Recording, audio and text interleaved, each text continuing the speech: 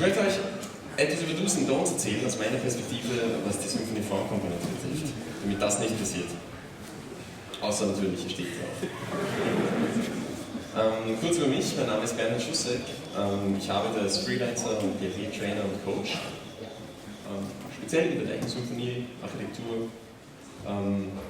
Ich finde mich unter webmozart.io oder auch webmozart auf Twitter. Ja, wenn man fragt, was der schwierigste Teil an Symfony ist, bekommt man oft, die gleiche Antwort. Every time I have to debug Symfony 2 forms, I literally die a little inside. Those are really one of the dark sides of Symfony. Was ein Tweet, der vor einigen Jahren rausgegangen ist, 2012, ist schon ein bisschen länger her. Ja, man kann das so zusammenfassen. Es gab eine gute Antwort drauf. I've seen webmozart's talk. It is the perfect pill for form woes. Ja, mit ein bisschen was so rausgehen. Also das ist so mein Ziel für heute. Ja. Die Anspielung auf PHP ist nicht ganz ungewollt.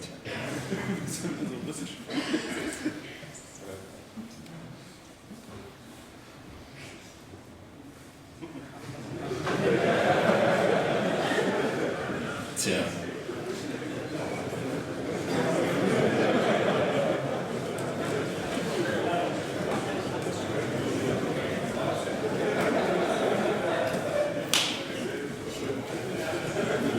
Ich glaube, dem Computer gefällt das.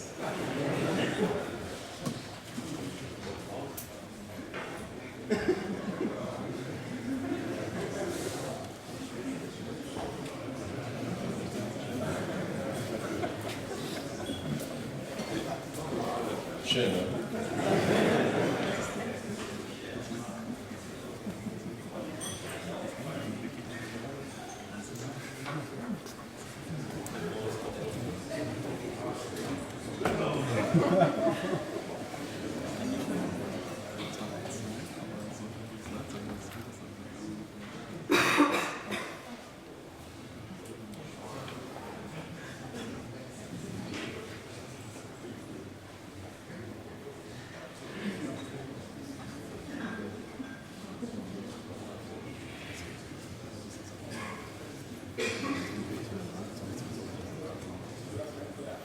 Gut, was ist das Ziel von der Symfony Form Komponente?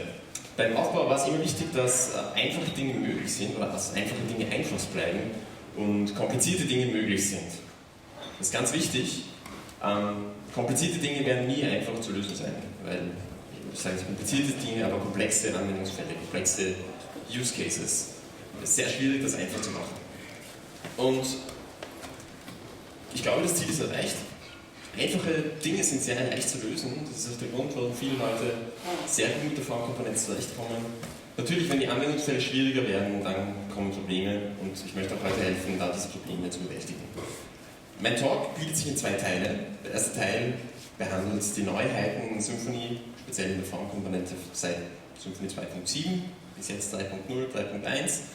Und im zweiten Teil möchte ich euch ein paar Best Practices zeigen, aus meiner Perspektive, die ich finde, das Arbeiten mit der Komponente wesentlich einfacher machen. Gut, was gibt's Neues? Eine der größten Neuerungen und eine der auffälligsten Neuerungen ist, dass es keine Type Names mehr gibt von Form-Types.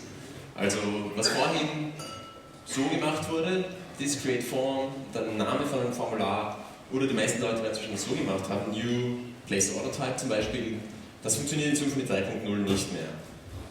Stattdessen ist es jetzt so, ihr könnt seit PHP 5.5 die Class Constant verwenden und hier an die Create Form Methode übergeben.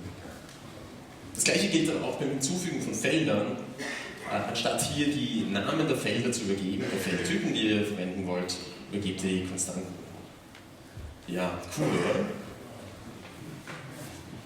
Die erste Reaktion nach dieser Änderung war Notches and replacements are used for text type class instead of text. Are you kidding? Wirklich? Ja, es ist tatsächlich einfach. Es sieht vielleicht auf den ersten Blick ein bisschen länger aus, aber es gibt einige Konsequenzen, die das Arbeiten mit Formtypes leichter machen. Am auffälligsten ist schon mal, dass diese getName-Methode in Formtypes nicht mehr implementiert werden muss oder auch nicht mehr verwendet wird seit Symfony 3. Ihr könnt sie einfach weglassen. Neue Types brauchen wir nicht mehr. Das heißt, das sieht dann so aus. Wesentlich wichtiger vielleicht ist, wenn ihr Formtypes im Service-Container registriert, damit ihr sie unter ihren Namen ansprechen könnt. Könnt ihr das jetzt komplett auskühlen. Ist nicht mehr notwendig, man kann diese ganzen Einträge im Service-Container entfernen, ausgenommen die Form-Types, die irgendwelche Abhängigkeiten haben auf globale Services. Also hier zum Beispiel haben wir eine Abhängigkeit auf einen Shipping-Service und die müssen wir natürlich im Dependency Injection Container definieren. Aber alle anderen Services können wir weglassen. Was sich hier auch noch ändert, ist dieses Alias, Form-Type-Tag, das könnt ihr ebenfalls entfernen oder in Zukunft einfach gar nicht mehr schreiben. Was Views betrifft, ändert sich das auch ein bisschen. Früher war es ja so, dass man im Template den Namen des Form-Types mit einem Suffix hier angegeben hat. Nachdem es diesen Namen nicht mehr gibt, gibt es einen autogenerierten Blocknamen, sage ich mal. Der wird einfach aus diesem Type hier generiert. Also place_order ist der Name von diesem Block. Wenn ihr das aber anpassen wollt für die Applikation, dann könnt ihr nach wie vor eine neue Methode namens getBlockPrefix implementieren und hier einen eigenen Blockpräfix zurückgeben. Das ist auch zum Beispiel der empfohlene Upgrade-Path von Symfony 2, weil dadurch die Kompatibilität mit euren Templates sichergestellt ist. Aber diese Methode ist nicht unbedingt notwendig. Okay? Das ist ganz wichtig. Was wahrscheinlich viele wissen, ist, dass es jetzt ab 2.7 eine neue Methode namens configure_options gibt, die ersetzt die vorherige setDefault_options. Ist ein bisschen sprechender, denke ich, weil man ja nicht nur Default-Options setzt, sondern sehr viel mehr konfigurieren kann. Ich empfehle euch dazu mal die Options-Result von Signature anzuschauen. Der hat ganz viele nützliche Methoden. Man kann zum Beispiel eigene Optionen definieren, die dann required sind oder wo man bestimmte Typen überprüfen möchte. Zum Beispiel, dass eine Option immer ein Boolean sein muss. Dann kann man auch mehrere Typen angeben, in Klammern, also in einem Array. Und noch viel mehr. Schaut euch das mal an. Options sind ganz wichtig und dazu kommen wir später noch. Es gibt eine neue Option namens Prototype Data. Wer von euch hat den Collection Type schon mal verwendet in einem Formular? Ein paar? Okay. Ihr kennt vielleicht das Problem, wenn ihr eine neue Zeile in so eine Collection von Feldern hinzufügt, wollt ihr dort irgendwelche Standardwerte anzeigen. Das war bisher nicht möglich, das ist jetzt möglich durch diese Prototype Data Option. Man gibt also hier beim Collection Type diese Option an und kann hier den Standardwert von einer neuen Zeile, die hinzugefügt wird, angeben.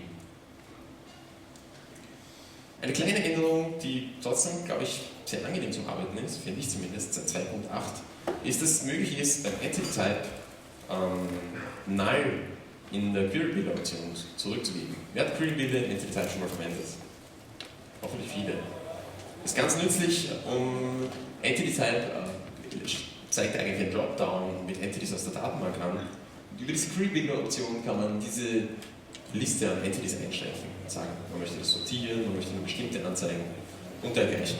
Es gibt jetzt bestimmte Fälle, wo man einen Dropdown leer lassen möchte. Zum Beispiel, wenn ein Dropdown nur befüllt werden soll, wenn ein anderes Feld gesetzt ist, und das passiert mit JavaScript im Frontend, und standardmäßig soll es einfach leer sein. In diesem Fall kann man hier jetzt null zurückgeben. Vorteil ist, es wird kein Query mehr abgesetzt und unsere Datenbank freut sich.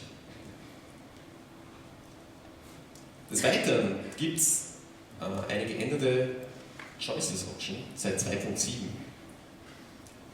Choice-Type ist ja der Basistyp vom Entity-Type, ist im Endeffekt einfach ein Auswahlmenü aus mehreren Optionen, die man einem Benutzer wählen lassen kann. Und bisher hatten wir ein Problem, und zwar gab es hier diese Option Choices, wo man all diese Auswahlmöglichkeiten angeben konnte, die in diesem Dropdown zur Verfügung stehen oder in einer Liste von Checkboxes oder Radio-Buttons. Auf der linken Seite war der Wert, den wir in der Applikation verwenden wollten, also zum Beispiel 0 oder 1 für True oder False hier, und auf der rechten Seite war der Text, der im Dropdown oder bei der Checkbox angezeigt wurde. Da war ein gravierender Nachteil, wie ihr vielleicht wisst, in PHP-Arrays sind nur 2 Typen als Keys zulässig. Und zwar, wisst ihr die? Wer weiß die? Integers und Strings. Man kann keine Objekte als Keys verwenden, weiß jeder. Was nicht jeder weiß, ist, man kann keine Boolean-Werte als String verwenden. Also True oder False auf der linken Seite wird automatisch in Integer konvertiert. Detto für Floats. Ich glaube, da gibt es keinen Fehler. Das ist jetzt eine große Einschränkung. Zum Beispiel in diesem Fall möchte ich hier eigentlich Express Shipping True oder False und nicht 0 oder 1. Das ist eigentlich der falsche Wert, wenn man es genau nimmt. Aus dem Grund, und weil Labels, diese Texte, die wir anzeigen, immer Strings sind, haben wir entschieden, diese Option umzudrehen, die Labels auf der linken Seite in den Keys stehen zu lassen und auf der rechten Seite die Werte, die an die Applikation zurückgegeben werden, anzusteuern. Das hat wesentliche Konsequenzen. Man kann jetzt wesentlich mehr Werte verwenden, ob es jetzt skalare Werte sind oder Objekte, das ist jetzt egal. Und ist damit sehr viel flexibler geworden als vorher. Ich empfehle euch, das zu verwenden, das ist wirklich, wirklich nützlich. Wichtig ist vielleicht noch, wenn ihr noch nicht auf Symfony 3 upgradet habt, müsst ihr eine extra Option angeben, um dieses Flipping zu aktivieren, weil wir natürlich nicht Backwards Compatibility gebrochen haben, so wie das immer der Fall ist. Die heißt hier Choices as Values, wird auf True gesetzt, damit wird das aktiviert, dass in diesem einen Typ das umgedreht ist, und ab Symfony 3.0 könnt ihr diese Choices as Values komplett entfernen. Wichtig ist, ihr solltet eure Upgrades machen in Symfony 2, zumindest wenn ihr plant, irgendwann einmal auf Symfony 3 abzugraden, das Choices as Values True hinzufügen, diese Flippings machen, und ab Symfony 3 wird diese Option dann komplett ignoriert. Es hat noch wesentlich mehr Verbesserungen beim Choice-Type gegeben. Eine neue Option, die es hier gibt zum Beispiel, ist die Choice-Label-Option. Wer hat von der schon gehört?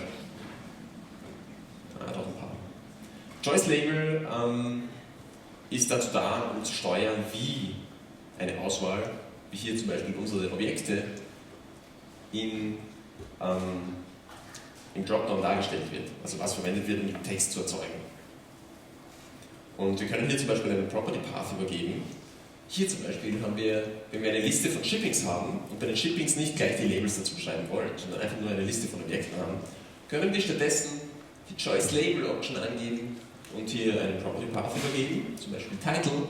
Das heißt, hier wird Shipping Get Title verwendet, um die ganzen Label in der Liste zu erzeugen. Man kann nicht nur Property Paths übergeben, sondern auch Closures. Das ist dann wesentlich flexibler. Man kann hier die Labels nochmal bearbeiten, bevor sie im Dropdown angezeigt werden. Hier haben wir eine Closure, hier werden die einzelnen Auswahlmöglichkeiten übergeben, und aus diesem Objekt, das wir hier zum Beispiel wählen können, können wir dann irgendeinen Wert auslegen und den vielleicht noch nachbearbeiten oder mehrere Werte zusammenfügen, wie auch immer wir das wollen. So etwas Ähnliches gibt es auch für die Werte von Choices.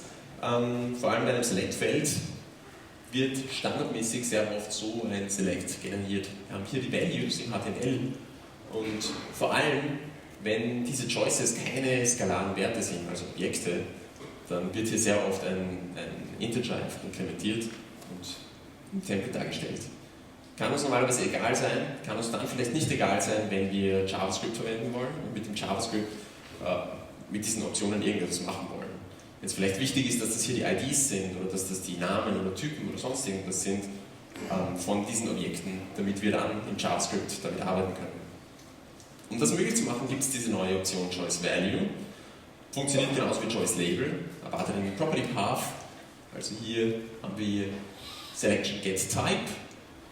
Der wird hier angezeigt in diesem Value-Feld. Das gleiche funktioniert auch mit Checkboxes und Radio Buttons. Ist also sehr praktisch, vor allem wenn man nachher mit JavaScript mit diesen Werten arbeiten möchte. So wie vorhin ist es auch hier möglich, eine Closure zu übergeben. Ich bleibe jetzt noch ein bisschen beim Choice-Type, weil es hier viele Neuerungen gibt.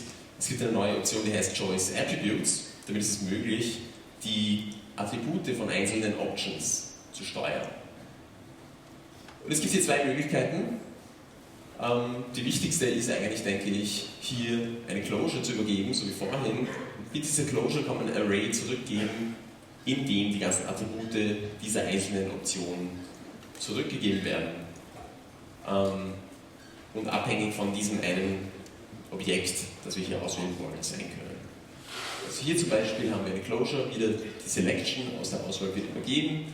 Wir geben Data Reference, Selection, Get Ref, irgendwas zurück. Und damit haben wir hier in diesen Options diese Attribute Data Reference mit den Werten von Selection, Get Ref. Das wiederum hilft uns, mit JavaScript damit zu arbeiten.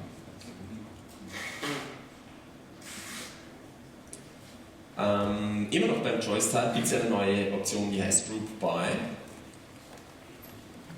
Was vorhin schon möglich war, war Gruppen in diesem Choices Array zu übergeben.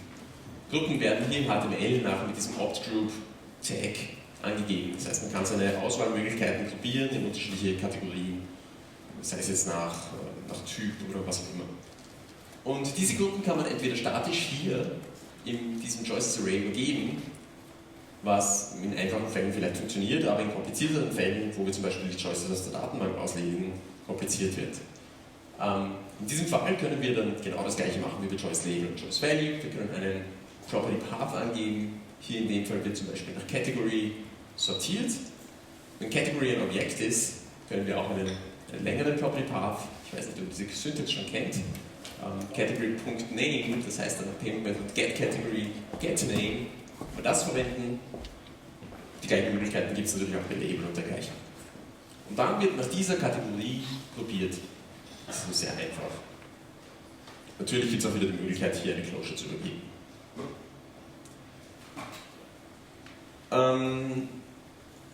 Ich komme jetzt zum zweiten Teil von meinem Talk. Das waren jetzt so die Neuigkeiten, 2.7, 2.8, 2.0. Wir wissen, 2.8 und 2.0 sind eigentlich die gleichen Neuigkeiten, die gleichen neuen Features, nur dass bei 3.0 deprecated Features entfernt wurden. Der zweite Teil meines Talks soll euch ein bisschen zeigen, dass Formulare nicht so schwer zu erstellen sind, wie man vielleicht immer denken möchte. Und dazu möchte ich zuerst einmal den Ablauf, den Lebenszyklus von einem Formular kurz beleuchten. Wenn ihr ein Formular erstellt, startet ihr meistens im Controller. Hier wird createForm aufgerufen, um ein Formular zu erzeugen. Bei createForm übergebt ihr euren Formtype. Das kennt jeder. Was passiert dahinter? Dieses createForm wird eigentlich an die Form Factory weitergeleitet. Deren Aufgabe ist es ganz einfach, Formulare zu erstellen, wie der Name schon sagt. Und diese Form Factory erzeugt ein neues Form-Bilder-Objekt. Auch damit, das kennt ihr schon, weil ihr habt ja Build-Form-Methoden implementiert, da kriegt ihr diesen Bilder, der wir hier übergeben an euren Typen. In eurem Typen könnt ihr Felder hinzufügen, Event Listener, Data Transform, diese ganzen Dinge konfigurieren. Und dann, wenn ihr fertig seid, dann wird der Bilder zurückgegeben an die Form Factory, die den Form-Bilder in ein Formobjekt konvertiert. Wichtiger Unterschied, Formbilder ist quasi ein Konvolut an Konfigurationsmöglichkeiten und das Form ist dann das Objekt, mit dem wir eigentlich arbeiten, das Daten verarbeiten kann vom Request. Im nächsten Schritt ruft ihr HandleRequest auf, auch das kennt ihr. HandleRequest macht nun einige Dinge intern. Zuerst übergibt der Request, wird überprüft, ob der aktuelle Request dieselbe Request-Method hat, wie die Method hier für das Form konfiguriert habt. Also wenn das jetzt Post ist, wird überprüft, ist das auch ein Post-Request. Wenn ihr das Formular für Put-Requests macht, wird überprüft, ist das auch ein Put-Request. Und ansonsten macht diese Methode einfach gar nichts. Wenn jetzt der Request passt, dann passiert ein Haufen Logik im Hintergrund. Das Formular wird verarbeitet, die ganzen Werte werden transformiert von Strings zu welche Typen ihr auch immer in eurer Applikation verwendet und dann verwendet, um euer Datenobjekt hier zu aktualisieren. Das kann jetzt entweder eine Doctrine Entity sein, muss nicht, kann auch irgendein DTO sein. Hier gibt es unterschiedliche Möglichkeiten. Dieses Objekt wird nachher an den Validator übergeben. Ihr wisst, Validator ist eine eigene Komponente in Symfony, die könnt ihr auch unabhängig von Symfony Form verwenden, zum Beispiel für REST Services. Und der Validator sagt dann, okay, das ist gültig oder das ist nicht gültig. Und diese Fehler, die gefunden werden vom Validator, werden nachher in das Formular, in die einzelnen Felder, wo die Fehler aufgetreten sind, eingefügt. HandleRequest gibt dann an den Controller zurück und der Controller ruft zuletzt, oder ihr ruft dem Controller zuletzt CreateView auf, bevor ihr das Formular an den View übergebt. CreateView gibt ganz einfach eine neue Repräsentation von diesem Formular zurück, und zwar ist das ein FormView. FormView ist ein bisschen anders, der hat ganz viele Informationen wie die IDs von den Feldern, die Names in den Feldern, die Attribute, all diese Dinge, die eigentlich nur fürs HTML relevant sind in diesem FormView gespeichert. Warum es den gibt, ist relativ einfach. Die Erstellung von dem FormView dauert natürlich. Wir müssen da dieses ganze Form durchlaufen und diese Informationen sammeln. Wenn unser Formular hier nach diesem HandleRequest schon gültig ist und wir wissen, okay, jetzt können wir einen Redirect machen, ist CreateView gar nicht mehr notwendig. Dieser View wird nachher an das Twig-Template übergeben und im Twig-Template verändern wir unser Formular. Es gibt jetzt 5 Bereiche, auf die ich eingehen möchte in diesem Diagramm. Das erste sind Controller, das zweite sind Templates, das dritte ist Validation, dann Mapping auf unsere Domänenobjekte und zuletzt noch ein paar Kleinigkeiten innerhalb von unseren Formtypes, die ihr bei euch vielleicht verbessern könnt oder einfacher gestalten könnt. Also, meine Best Practices, das ist ganz wichtig, sind meine Best Practices, sind nicht allgemein gültig, gelten auch nicht in allen Fällen, auch ich breche sie, sind so 90% Regeln, sage ich mal, die in vielen Fällen das Leben einfacher machen, vielleicht nicht unbedingt euer einfaches, aber das von euren Mitarbeitern und Kollegen. Und ich sehe sie daher ganz nützlich. Ich werde mal mit dem Controller beginnen. Im Controller erzeugen wir unser Formular und konfigurieren es auch. Und hierfür gibt es dann 2 Möglichkeiten. Die eine Variante ist, im Formular oder im Controller einen Formbilder aufzurufen oder zu erzeugen, die ganzen Felder hinzuzufügen und fertig. Die andere Variante ist, einen eigenen Formtype zu erstellen. Das ist ein bisschen Arbeit, eine eigene Klasse, man muss das irgendwie machen, und die ganzen Use-Statements, ich hoffe, für eine PHP Storm einfügen, ist natürlich wesentlich mehr Arbeit. Was davon macht ihr lieber? Was ist eure Best Practice? Im Controller? Im Formtype? Finde ich gut. Es ist ein bisschen mehr Arbeit, aber wesentlich übersichtlicher, macht unser Controller schlank. Und schlank ist ja gut, oder? Die zweite Frage, die man sich stellen könnte, ist, wie erstelle ich jetzt diesen Formtype? Da gibt es ja diesen Doctrine Generate Form Command. Wer verwendet den? Wirklich so wenige. Ihr stellt es alle bei Hand. Ich auch. Der Doctrine Generate Form Command, erstens funktioniert er nicht mit Symfony 3, ist nicht meine Schuld natürlich. Zweitens ist er limitiert und beschränkt auf die Namenskonventionen und Dateikonventionen von Symfony. Man braucht ein Entity, das muss in einem Bundle Entity Namespace liegen, man braucht ein Formular, das in einem Form Namespace liegt. Wenn ihr irgend sowas wie DDD macht und eure eigenen Gedanken euch machen wollt über eure Softwarearchitektur, dann ist er nicht sehr hilfreich. Deswegen, ich persönlich erstelle sie sehr gern per Hand, was auch überhaupt kein Problem ist, vorausgesetzt man verwendet einen vernünftigen Editor. Es hat in der PHP-Welt sehr viele unterschiedliche Präferenzen gegeben, was IDEs betrifft. Es gibt hier noch sehr hitzige Debatten. Früher waren es Eclipse und NetBeans, die mehr oder weniger schlecht funktioniert haben. Natürlich gab es dann immer auch so Optionen wie Notepad. Manche verwenden VI, kommt vor. Hat nämlich den Vorteil, dass auf jedem Server, wo man sich per SSH einloggt, VI ist, und da kann man dann natürlich wochenlang Software entwickeln, was man tut. Weiß ich nicht. Ich empfehle euch herzlich oder wärmstens PHP Storm zu verwenden. Da gibt es einen Haufen Plugins, die für Symfony sehr nützlich sind. Vom Symfony-Plugin, von PHP-Annotations, all diese Dinge, die verhindern, dass man vergisst, ein Use-Statement einzufügen und man dann irgendwelche komischen Hacks erfindet, damit man das nicht vergisst. Also so viele unnötige Techniken sind entwickelt worden als Mangel an guten IDEs für PHP. Wir haben jetzt eine, bitte benutzt sie, sie ist nicht teuer, sie ist es 1000-mal wert.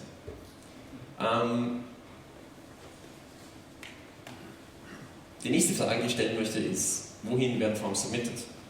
Man kann es in Form auf eine andere Action, die jetzt extra eine Update-Action ist oder sowas, submitten. Damit hat man sauber die erste Anzeige vom Formular und die Verarbeitung getrennt. Oder man macht das Ganze in einer Action. Was macht ihr? Selbe Action, separate Action. Separate Action, das war mal Best Practice bei Symfony, war tatsächlich so in der Dokumentation, ist damit sehr verständlich, dass viele Leute das noch tun, ist aber eigentlich gar nicht notwendig. Haben wir uns selbst geirrt. Kommt vor. Sehr oft sogar.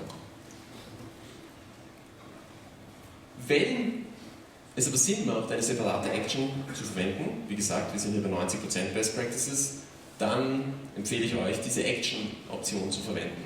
Wenn wir unser Formular erzeugen, mit dem Typen und unserem Objekt, falls es schon eins gibt, kann man hier im dritten Parameter die Options übergeben und unter anderem eben diese Action, zu der das Formular geschickt werden soll.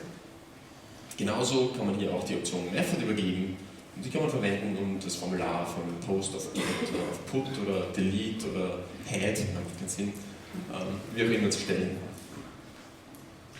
Übrigens, wie ihr vielleicht wisst, in Symfony bzw. in HTML ist es nicht möglich, ein Form-Tag mit anderen Methods als Get und Post zu schreiben.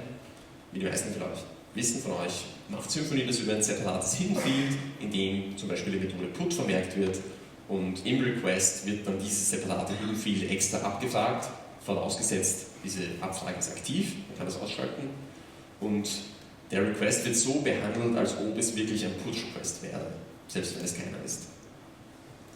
Ist vielleicht ganz interessant.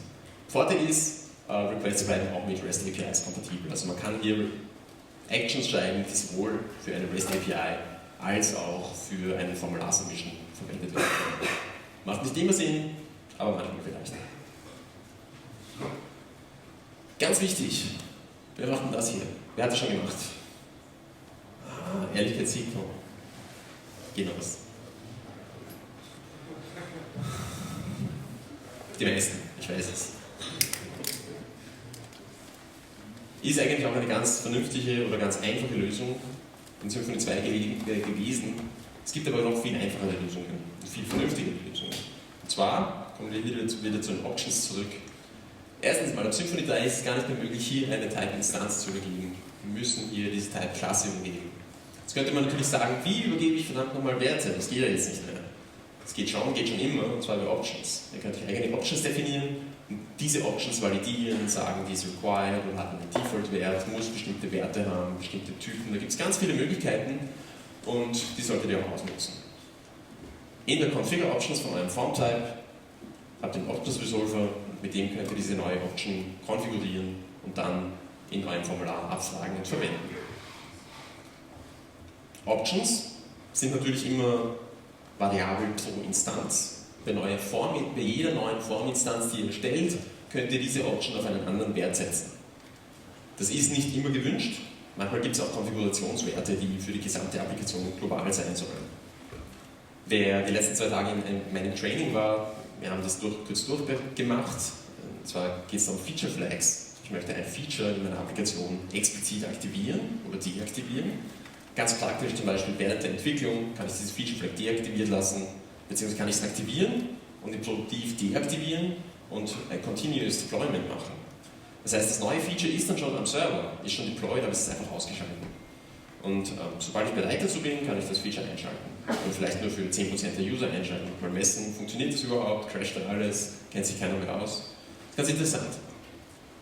Solche Feature Flags kann man zum Beispiel global in der Konfiguration vom Service Container konfigurieren. Unter diesem Parameters Key kann man hier eigene Parameter definieren. US Shipping Enable zum Beispiel, True. Und diese Parameter dann an seine Services übergeben. Ihr wisst, Formtypes können Services sein, damit ist das Übergeben von Parametern an Formtypes auch sehr einfach.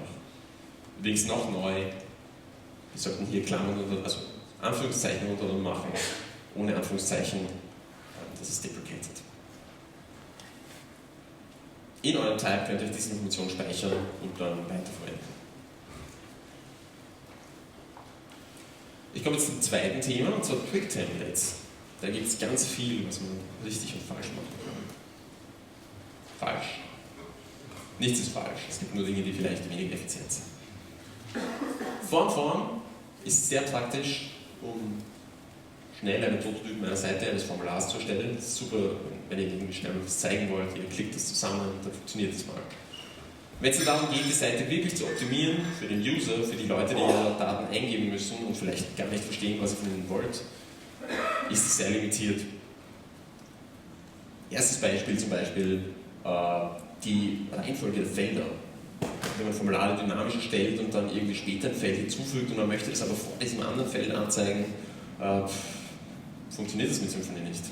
Es gibt ja natürlich so Bundles, die diese Sortierung im Nachhinein möglich machen, wenn man dann sagen kann, okay, dieses Feld hat jetzt ein Gewicht von 2,57 und es ist dann größer als 2,5, aber hier noch kleiner als 2,6 und damit wird es dann angezeigt. Also es ganz gefinkelte Lösungen gibt es. Es gibt aber auch ganz einfache Lösungen. Zum Beispiel einfach im Template die Reihenfolge der Felder selbst bestimmen. Das empfehle ich euch. Das ist wirklich das Einfachste, was man tun kann. mit diesem Form-Row-Helper kann man selbst ganz einfach bestimmen, in welcher Reihenfolge Felder gerendert werden sollen, ohne dabei massig HTML-Code zu schreiben. Wir sind alle PHP-Entwickler, keine Frontend-Entwickler, wir fürchten HTML wie die Pest. Weniger ist besser. Stimmt in der Praxis leider nicht. An diesen Form-Row-Helper kann man ganz viele Optionen übergeben. Das nennt sich Template-Variablen. Zum Beispiel hier das Label, auch ein großes Don't. Das Label sollte in den wenigsten Fällen im Form-Type selbst definiert werden. Genauso Attribute sollten auch in den wenigsten Fällen im Form-Type definiert werden. Ich weiß, es ist ganz einfach und wir sind PHP-Entwickler, wir wollen keine Twig-Templates sehen. Weg damit. Das Problem ist, dass unsere Frontend-Entwickler genau diese Werte hier vielleicht ändern wollen. Und dann müssen sie zu uns kommen. Das nervt uns natürlich. Also tut euch selbst einen Gefallen und schreibt das ein Template. Um herauszufinden, welche Variablen hier übergeben werden können, empfehle ich euch die Nutzung des Form-Debuggers. Wir haben den schon mal verwendet. Hat auch ein paar, cool. Der ist sehr hilfreich, kann verwendet werden, um zu schauen, welche Felder in dem Formular angezeigt werden, wie dieses Mischen funktioniert, etc. etc. Und unter anderem kann man auch schauen, welche Variablen dort gesetzt sind. Darüber hinaus, wenn es um Custom HTML geht, einfach per Hand schreiben. Das macht dann eh nicht jeder, das macht dann jeder Frontend-Entwickler. Also, im allgemeinen Fall empfehle ich, keine Themes zu verwenden. Die sind sehr kompliziert, können das Leben in ganz wenigen Fällen einfacher machen. In den meisten Fällen machen sie es nicht. Verwenden sie nicht, außer vielleicht für Änderungen von Labels, die in der ganzen Applikation gelten sollen. Aber selbst da sind sie mit Vorsicht zu genießen. Nächster Part, Validation. Dieses Assert-Alias, das ist für Notepad-User, brauchen wir nicht. PHP Storm, Auto-completed Annotations und fügt die Use-Statements ein. Wir sparen uns eine Wurst von Assert-Statements in unserer Entity, die eigentlich, finde ich, nicht sonderlich leserlich sind. Dazu muss man natürlich das Annotation-Plugin verwenden, in PHP Storm. Das dauert exakt 2 Sekunden, ich habe es gestern gemessen mit einer Stoppuhr. Ist also sehr schnell zu tun. Man kann diese Annotations importieren und man hat dann auch Auto-Completion für die Parameter, das ist sehr praktisch. Es gibt hier für ganz einfache, ein bisschen advancedere Anwendungsfälle von Validation die Expression Constraint, mit der man hier dynamisch Werte gegen andere Werte oder Getter oder so vergleichen kann. Viel praktischer als die Expression Constraint ist aber dann die Callback Constraint, mit der man Funktionen in seiner Entity hinzufügen kann, die hier dynamische Validierung machen, wie ihr das wollt, und die dann ausgeführt werden während der Validierung. Die ganzen Folien sind auch im Netz. Wir müssen das jetzt nicht alles verstehen und abschreiben oder so. Ich werde es ins Netz stellen, dann könnt ihr das dort abschreiben. Braucht noch wer? Fertig?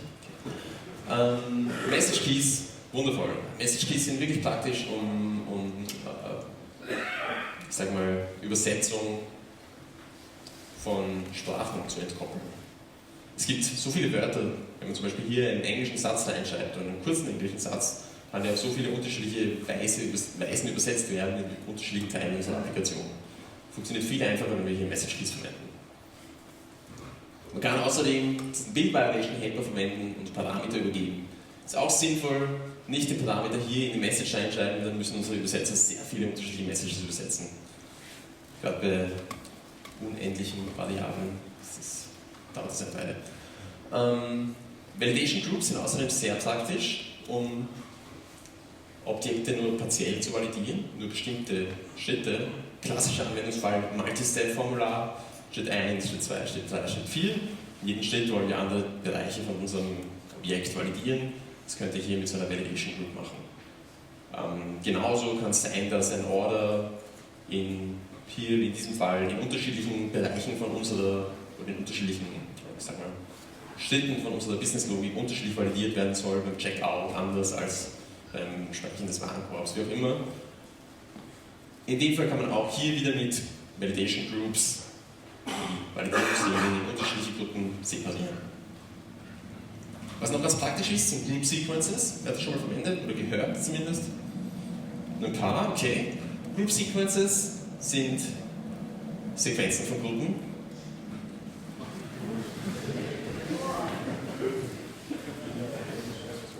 Nicht komplett nutzlos. Was Group Sequences machen, ist, sie validieren alle Annotations oder alle Constraints eigentlich in der ersten Gruppe. Nur wenn all diese Constraints auch wirklich erfüllt sind, dann wird die zweite Gruppe validiert. Das ist ganz praktisch, wenn man externe Services hernimmt, um seine Constraints zu validieren. Zum Beispiel eine Adresse mit einem Address Validation Service im Internet und so. Zu validieren, dann möchte man nicht diese Adresse zu dem Service hinschicken, wenn die Felder alle leer sind. Weil dann wissen wir sowieso, dass sie ungültig ist. Oder wenn die Postleitzahl ein Sonderzeichen enthält, dann wissen wir auch, dass sie ungültig ist. Wir können uns also vor allem bei Paid Third-Party Services, wenn wir pro Use, pro Call zahlen, können wir uns viele Calls ersparen, indem wir unsere Validierung separieren in Basic Constraints und dann die Constraints, die irgendwelche externen Services, echt teure Services brauchen. Das könnt ihr mit solchen Group Sequences machen. Hier in diesem Fall Default sind alle Constraints, die keine Validation Group haben, und WetCheck wäre dann zum Beispiel die eine Constraint in der Gruppe WetCheck, die auch einen externen Service Call nach sich zieht.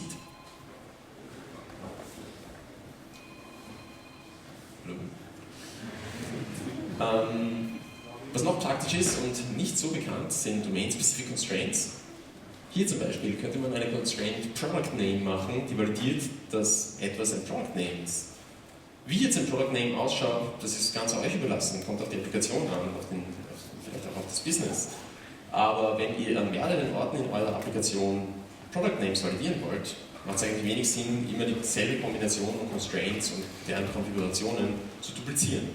Ihr könnt stattdessen eine eigene Constraint machen, die kann entweder von einer bestehenden Constraint erben, wie regex zum Beispiel, mit einem bestimmten regex, oder ihr könnt auch Composite Constraint machen, also quasi eine Product Name Constraint, die mehrere Constraints verwendet intern.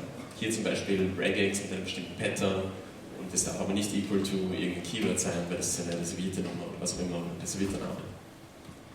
Hier gibt es also Möglichkeiten, eigene Constraints zu machen, und wenn man das tut, ist noch ganz wichtig, dass man hier in der Validate Method, das ist ein Typo, immer auf Null Values überprüft. Wir kommen dann später noch dazu, wo man das brauchen kann. Gut. Nächster Schritt, Update von unserem Model. Ihr wisst, wenn man ein Formular abschickt, dann werden die Setter im dahinterliegenden Objekt aufgerufen, die zu den Feldern in unserem Formular passen. Also wenn wir hier zum Beispiel ein Feld haben, das heißt Customer Name, ich habe es hier im Label nicht reingeschrieben, weil sonst das irgendwo draußen wäre, wird ein anderer Setter Set Customer Name aufgerufen, um diesen Customer Name im Objekt zu aktualisieren. Ebenfalls, wenn wir ein neues Formular anzeigen mit einem bestehenden Customer, wird Get Customer Name verwendet, um dieses Feld mit einem Wert zu befüllen. Soweit so gut. Leider ist es etwas limitiert, nicht alle Fälle sind so einfach wie dieser. Was zum Beispiel, wenn wir hier Embedded Objekte haben, also Objekte oder Werte, die nicht in unserem Objekt direkt gespeichert sind, sondern in einem davon assoziierten Objekt. Hier zum Beispiel Customer WetID. Das sind die Property Paths, von denen ich vorhin gesprochen habe.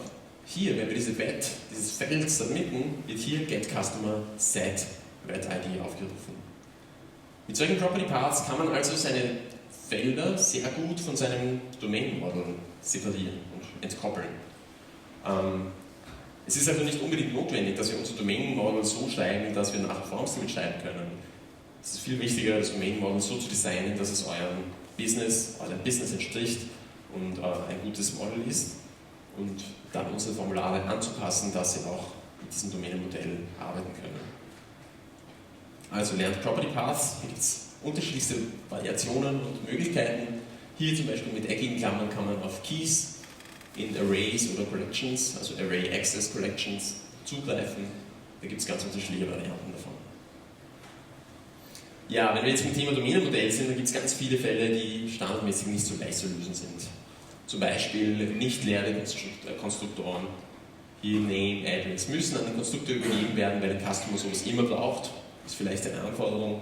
Wie machen wir das? Es gibt eine Option dafür, wie für so vieles. Die heißt Empty Data, ist ein bisschen unglücklich benannt. Im Endeffekt, was die macht, ist, wenn unser Formular submitted wird, erstellt die unser neues Objekt. Vorausgesetzt, es gibt noch kein Objekt.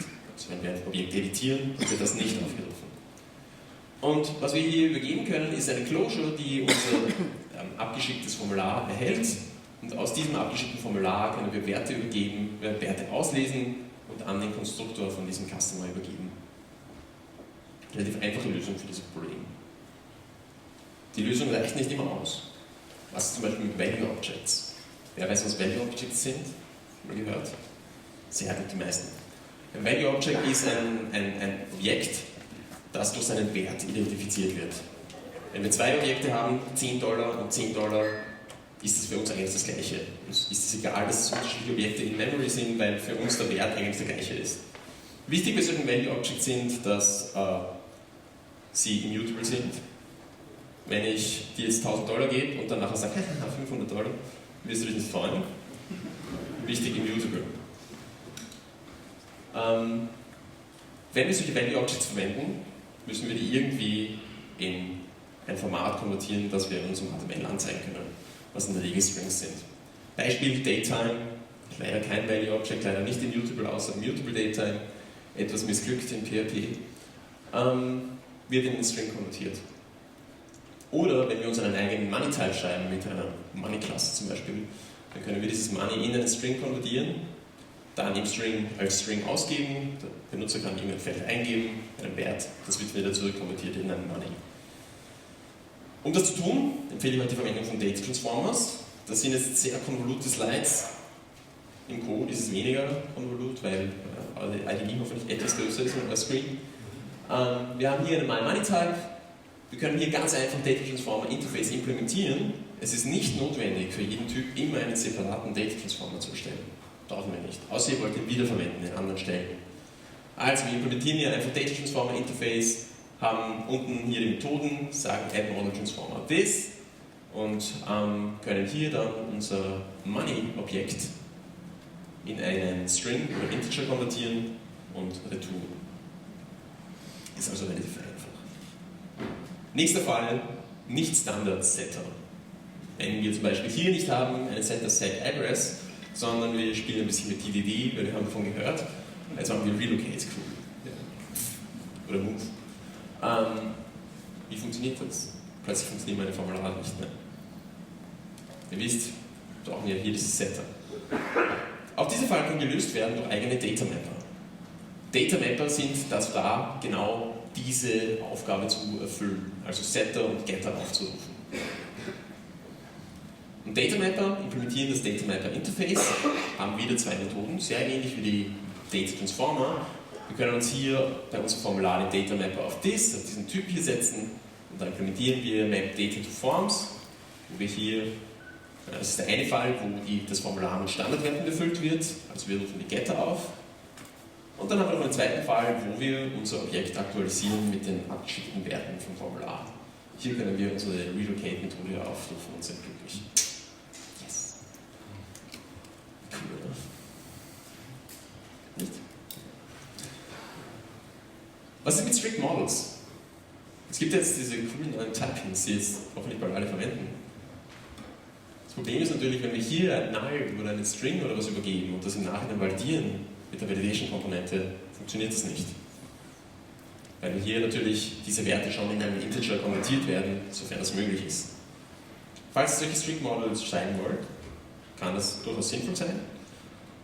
In dem Fall empfehle ich euch, die Formulare nicht direkt auf die Objekte eures Domänenmodells zu mappen, sondern dann auch eine Ebene dazwischen einzuführen. Das können simple DTOs sein mit meinetwegen Public Properties. Auf diese DTOs, also Data Transfer Objects, die nur verwendet werden, um Daten von A nach B weiterzureichen, quasi Arrays, aber mit Typen. Auf diese könnt ihr dann euer Formular mappen.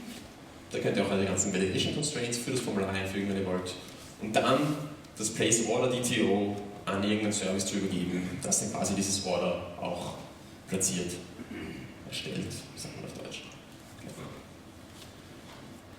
Da stellt sich natürlich die Frage, was passiert, wenn wir jetzt in unserem Domänenmodell und in diesen DTOs die gleichen Constraints haben.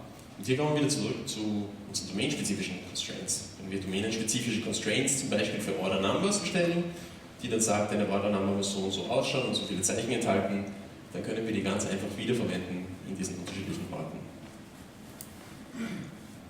DTOs sind kein heiliger Gral, vor allem in kurzlebigen Applikationen mit wenig Businesslogik, die einfach nur CRUD sind, ist es viel einfacher, das Formular direkt auf die Document Entities zu mappen. Und das müsst ihr entscheiden. Beide Fälle sind gültig und in unterschiedlichen Situationen. Meine Zeit ist um, damit komme ich zum letzten Thema, und zwar Bildform. Hier unser Place oder Type. Hier gibt es eine Best Practice, die ich euch noch weitergeben kann, und zwar, wie man mit Fails Dependencies umgehen kann. Das ist ein Thema, das sehr fast ist zum Teil, weil es sehr kompliziert sein kann. Es gibt eigentlich zwei Lösungsansätze dafür. Die eine ist, sämtliche Failed Dependencies in JavaScript zu handeln und ein Formular quasi das Vielfache von allen Möglichkeiten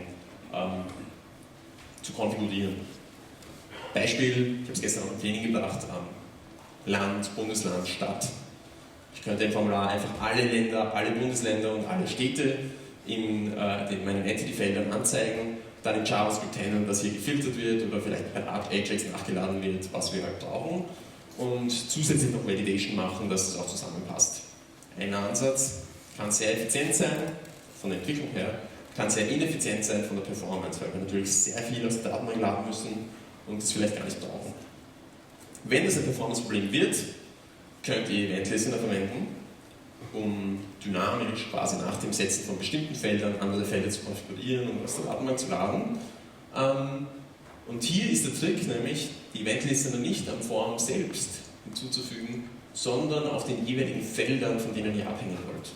Also in dem Beispiel mit dem Land, Bundesland, Stadt, fügt ihr den Event-Listener zu dem Land Country Field hinzu und sagt, jedes Mal, wenn das Feld gesetzt wird und nachher submitted wird, wollt ihr irgendeine Logik ausführen, und in diese Logik fügt ihr dann zum Beispiel dieses Province Field hinzu, das jetzt auf das Country irgendwie eingeschränkt ist und man nur die Provinces aus diesem Country auch aus der Datenbank ausliest. In der Praxis natürlich, vor allem mit mehr Dependencies und Kettenabhängigkeiten, sag ich mal, sieht das ein bisschen unschön aus, aber es funktioniert. Das war's von mir. Meine Message heute: Formulare können relativ einfach sein, wenn man sich an diese Best Practices hält, wenn man das halt versteht. Was nicht einfach sein kann, sind einfach komplizierte Anwendungsfälle. Also Complex Things, ja, viele sagen, das ist so kompliziert. Ja, natürlich ist es kompliziert, weil es ist einfach das Business. Das kann man auch nicht einfach machen. Damit war es von mir. Vielen Dank fürs Dasein.